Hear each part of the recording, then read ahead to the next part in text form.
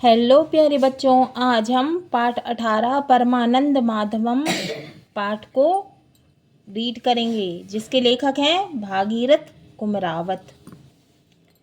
सेवा मनुष्य का सबसे बड़ा धर्म है। विश्व के सभी धर्म सेवा कार्य और सेवा करने की भावना को महत्व देते हैं। महापुरुषों का जीवन सेवा कार्य का जीता जागता उदाहरण है। विवेकानंद, महात्मा गांधी, बाबा साहब आमटे, मदर टेरेसा आदि सभी ने सेवा कार्य को प्रमुखता दी है। महापुरुषों के जीवन से प्रेरित होकर समाज के कई व्यक्तियों ने सेवा भाव से सेवा कार्य में अपने को समर्पित किया है। इनमें से एक थे सदाशिवराव गोविंद कात्रे। स्वयं कुष्ठ रोगी होते हुए भी उन्होंने प्रतिकूल परिस्थितियों में संघर्षों का सामना करते हुए कुष्ठ रोगियों की सेवा की और उनकी चिकित्सा के लिए आश्रम की स्थापना की। उनके समर्पणशील सेवाभावी स्वभाव से अनेक लोगों में ने सेवा कार्य की प्रेरणा ली। प्रस्तुत पाठ में इस पाठ में उनके सेवा कार्यों का उल्लेख किया गया है। तो हम ये पाठ शुरू करते हैं। जर्जर छोटी सी कुटिया माने कमज़ोर छोटी सी कुटिया, उसमें एक पुरानी लगभग टूटी हुई सी खटिया, उस पर एक 70 वर्षीय व्यक्ति लेटा है। उसके हाथ पांव की उंगलियां टेढ़ी मेढ़ी, आदि गली, अशक्त माने शक्तिहीन, जिसमें शक्ति नहीं हो, किंतु चेहरे पर एवं आंखों में परम संतोष स्पष्ट झलक रहा था। माने खुश थे वे, मानो वह चुनौतियों को ललकार रहा हो। ठंड हो चाहे बरसात या भीषण गर्मी, चाहे ठंडी हो चाहे बरसात हो चाहे बहुत ज़्यादा गर्मी हो, स्वयं पीड़ा भोगते हुए भोजन के अभाव में भी मधुर मुस्कान लिए। मतलब कि स्वयं जो है वो कष्ट को भोग रहे हैं और भोजन का भी अभाव, भोजन की भी कमी है, लेकिन फिर भी उनके चेहरे पर मुस्कान है। अपनी कर्म साधना में रत लगे रहने वाला व्यक्ति कोई और नहीं, सदाशिवराव गोविंद कात्रे था। कौन थे? सदाशिवराव गोविंद कात्रे, जो अपने उपहास के बीच भी इस प्रकार की सेवा भावना के स्वभाव के कारण परमानंद माधवम कहलाए। उन्होंने सेवा की, इसलिए उनको परमानंद माधवम बोला गया। वे परमानंद माधवम कहलाए। सदाशिवराव गोविंद कात्रे का जन्म 23 नवंबर सन 1909 को गुना मध्य प्रदेश जिले के आरोन ग्राम में हुआ था। उनके पिता गोविंद कात्रे एवं माता राधाबाई थी। सदाशिवराव के पूर्वज वेद पाठी ब्राह्मण थे। परिवार में पौराणिक कथाओं के श्रवण करने से सदाशिवराव के मन पर गहरा प्रभाव पड़ा। अल्पायु माने छोटी आयु में ही उन्होंने बहुत कष्ट उठाए। जब वे 8 वर्ष के थे तभी उनके पिता का स्वर्गवास हो गया, वे चल बसे। सदाशिवराव की प्रारंभिक शिक्षा झांसी में उनके काका के यहाँ हुई। उनकी शिक्षा झांसी में उनके चाचा के यहाँ हुई। शिक्षा पूर्ण करने के बाद उन्होंने रेलवे में नौकरी कर ली तथा 1930 में उनका विवाह हो गया, उनकी शादी हो गई। 2 वर्ष बाद उन्हें कन्या रत्न की प्राप्ति हुई। इसी बीच प्रकृति ने उनके साथ क्रूर उपहास किया। उन्हें कुष्ठ रोग ने आ घेरा, लेकिन उन्होंने किसी को कुछ नहीं बताया। चुपचाप उपचार चलता रहा, पर रोग छिप ना सका। हाथ पैर गलना प्रारंभ हो गए। घावों से द्रव बहने लगा, उनके घावों से पानी बहने लगा। जब आत्मीय लोगों को उनके अपने लोगों को पता चला तो वे भी उनसे दूर रहने लगे। सभी उनसे घृणा करने लगे। परिवार में भी उनके खान पान और रहने की व्यवस्था पृथक कर दी गई। उनकी अलग रहने की व्यवस्था कर दी गई और खाने पीने की व्यवस्था भी अलग कर दी गई। उनकी स्थिति घर में ही अछूत जैसी हो गई। रोग के प्रति अज्ञानता रोग से रिसने वाला द्रव और भिनभिनाती मक्खियाँ ही रोगी के प्रति घृणा पैदा करती हैं। मतलब रोग की जानकारी ना होना, रोग से रिसने वाला द्रव मतलब पानी, और रोग के कारण मक्खियाँ आ जाती हैं और घाव पर बैठती हैं, वही रोगी के प्रति घृणा पैदा करती है। जिन परिस्थितियों में रोगी को अधिक ढांढस, अपनापन और स्नेह की आवश्यकता होती है, उन परिस्थितियों में निरंतर घृणा और दुराव जीवन में निराशा का भाव पैदा करता है, मतलब निराशा उत्पन्न करता है। लेकिन इन सब परिस्थितियों में भी सदाशिवराव की जिजीविषा माने जीने की इच्छा स्पष्ट दिखाई देती थी। मतलब सदाशिवराव की जीने की इच्छा स्पष्ट दिखाई देती थी। सदाशिवराव को अपनी पुत्री के विवाह की चिंता थी। उनके मन में विचारों का अंतर्द्वंद माने उनके मन में विचारों का संघर्ष चलता था कि कुष्ठ रोगी पिता की कन्या का वरण कौन करेगा। मतलब कुष्ठ रोगी पिता की बेटी के साथ में कौन विवाह करेगा, कौन शादी करेगा। यदि समाज ने उसे स्वीकार नहीं किया, मतलब समाज ने उसे अस्वीकार कर दिया, तो क्या होगा, वह कहाँ जाएगी। उन्होंने पुत्री को पढ़ा लिखा कर इस योग्य बनाया कि वह अपने पैरों पर खड़ी हो सके। बाद में शिक्षित पुत्री का विवाह ग्वालियर निवासी मधुकर राव सरवटे के साथ हो गया। विवाह उपरांत वे अत्यंत प्रसन्नता एवं संतोष का अनुभव करने लगे। इसी बीच सदाशिवराव की माँ का देहावसान हो गया और पत्नी तो पहले ही परलोक सिधार चुकी थी। उन पर कोई पारिवारिक दायित्व नहीं रहा। संसार के दुखों से लड़ते हुए वे अपनी चिकित्सा कराने पहले वर्धा, अमरावती गए, वहाँ से पुनः घर आए तथा जिला बिलासपुर में बैतलपुर नामक स्थान पर पहुँचे। यहाँ ईसाई मिशनरी द्वारा संचालित कुष्ठ चिकित्सालय मतलब कुष्ठ का जो अस्पताल था स्थित था, वे वहाँ भर्ती हो गए। वहाँ उनका इलाज ठीक ढंग से हो रहा था, लेकिन वहाँ कतिपय मतलब कुछ कारणों से सदाशिवराव का मन विचलित हो गया। उनको वहाँ अच्छा नहीं लगा और अंततः वे आश्रम छोड़कर चले गए। सदाशिवराव का शरीर जर्जर माने क्षीण कमजोर होता जा रहा था। उनका शरीर कमजोर होता जा रहा था, परंतु संवेदनशील मन एवं आत्मबल कुछ न कुछ करने के लिए मचल रहा था। उपचार से उन्हें लाभ होता जा रहा था, परंतु शरीर का रूप ऐसा हो गया जैसे सुंदर मूर्ति में आग लग गई हो। इसी जन्म में इसी शरीर में कुछ करना चाहिए। उन्होंने सोचा कि इसी जन्म में इसी शरीर में मुझे कुछ करना चाहिए।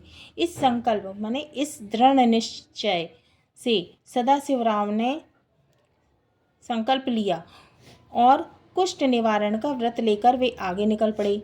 इसी बीच उनकी भेंट मध्य प्रदेश के तत्कालिक राज्यपाल महामहिम हरिभाऊ पाटस्कर से हुई।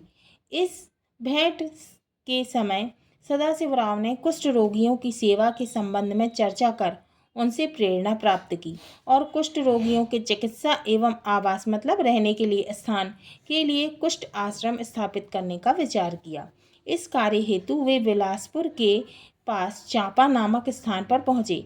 वहाँ कुष्ठ रोगियों की दुर्दशा देखकर मतलब बुरी दशा को देखकर उनका हृदय उनका मन करुणा से भर गया। वे स्वयं कुष्ठ रोग से पीड़ित थे, वो खुद तो कुष्ठ के रोगी थे, इसलिए कुष्ठ रोगियों के दर्द और मनोदशा को वे जानते थे। अतः उनकी सेवा के लिए वे वहीं झोपड़ी बनाकर घुघरा नाला कुष्ठ बस्ती में रहने लगे। कुष्ठ रोगी उनके निश्चल प्रेम एवं आत्मीयता से अभिभूत थे। चांपानगर की बस्ती में इस कार्य को करते समय उन्हें उपहास एवं उपेक्षा के बाणों का सामना भी करना पड़ा, परंतु उनकी मुस्कान और वाणी के माधुर्य ने अनेक प्रतिष्ठित लोगों को सेवा कार्य के लिए प्रेरित किया। उनके निश्चल प्रेम और उनके अपनेपन से अभिभूत होकर लोगों ने चांपानगर की बस्ती ने इस कार्य को करते समय उन्हें उपहास माने उनके ऊपर जो लोग हंसते थे और उपेक्षा के बाणों का सामना भी उनको करना पड़ा, लेकिन उनकी मुस्कान और उनके वाणी मतलब मीठी बोली के कारण अनेक प्रतिष्ठित लोग को सेवा कार्य के लिए उन्होंने प्रेरित किया। सदाशिवराव की योजना के अनुसार उन्हें रोगी की चिकित्सा एवं आवास में रहने के लिए जगह हेतु लखुरी ग्राम में स्थान भी मिल गया, जो कि चांपा से लगभग 10 किलोमीटर दूर है। आगे चलकर यह आश्रम भारतीय कुष्ठ निवारक संघ चांपा के नाम से 1962 में विधिवत एक संस्था के रूप में पंजीकृत हो गया। 1962 आश्रम में रामचरितमानस और महाभारत के विभिन्न दृष्टांतों के माध्यम से कुष्ठ रोग के प्रति सेवा भाव एवं सहयोग को राष्ट्रीय गुण के रूप में जागृत किया। धीरे धीरे आश्रम का विस्तार होने लगा, मतलब आश्रम बड़ा होने लगा। सदाशिवराव ने स्वयं कुदाल से खोदकर बंजर भूमि को उर्वरा बनाया। उनके अथक परिश्रम एवं राष्ट्रभक्ति के भाव से समाज को सकारात्मक दृष्टिकोण प्राप्त होने लगा।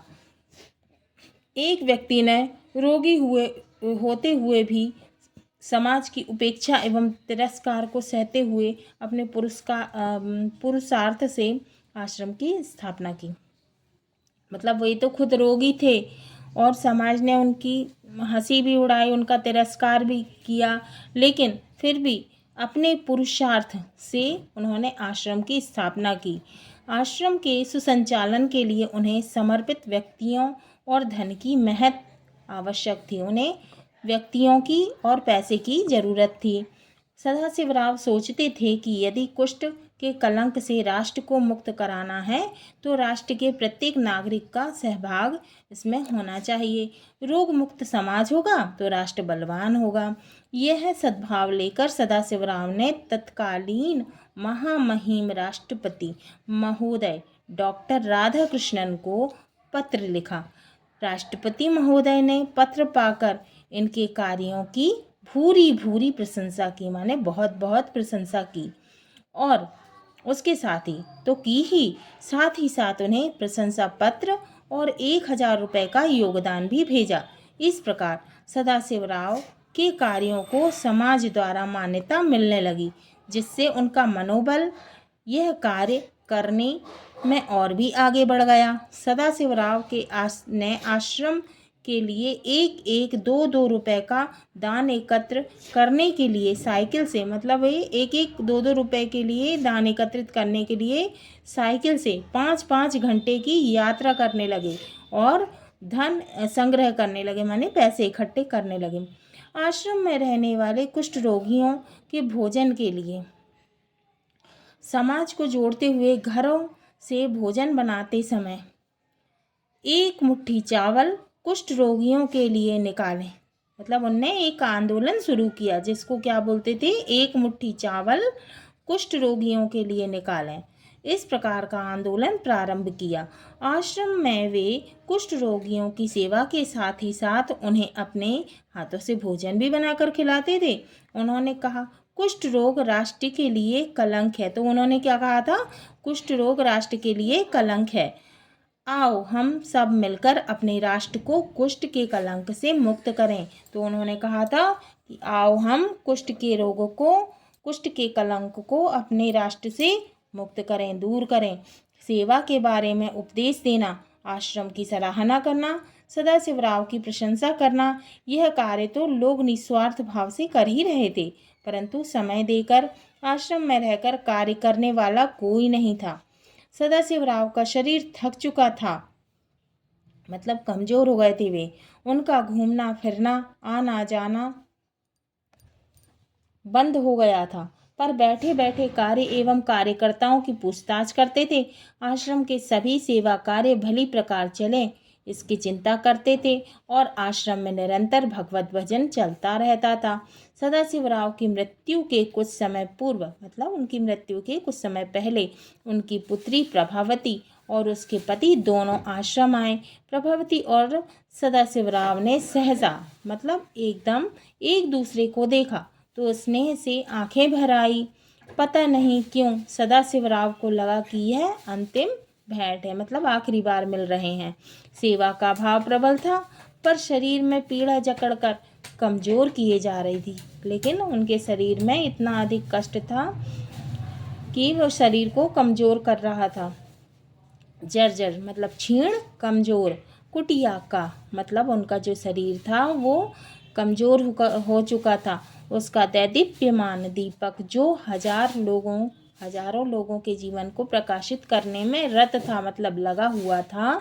16 मई सन 1977 1977 सोमवार को दिव्य ज्योति में लीन हो गया। तो हमारा ये पाठ 18 परमानंद माधवम पूरा हुआ। अगली वीडियो में हम इसकी एक्सरसाइज, शब्दार्थ, अभ्यास प्रश्न सही विकल्प चुनकर लिखिए, रिक्त स्थानों की पूर्ति कीजिए, 1 या 2 वाक्यों में उत्तर दीजिए, 3 से 5 वाक्यों में उत्तर दीजिए, सोचिए और बताइए। भाषा की बात में शुद्ध उच्चारण, शुद्ध वर्तनी, उपसर्ग, प्रत्यय, संधि विच्छेद, निम्नलिखित शब्दों का वाक्यों में प्रयोग कीजिए, प्रयोजना कार्य आदि को करेंगे। तो हमारा ये पाठ 18 परमानंद माधवम पूर्ण हुआ।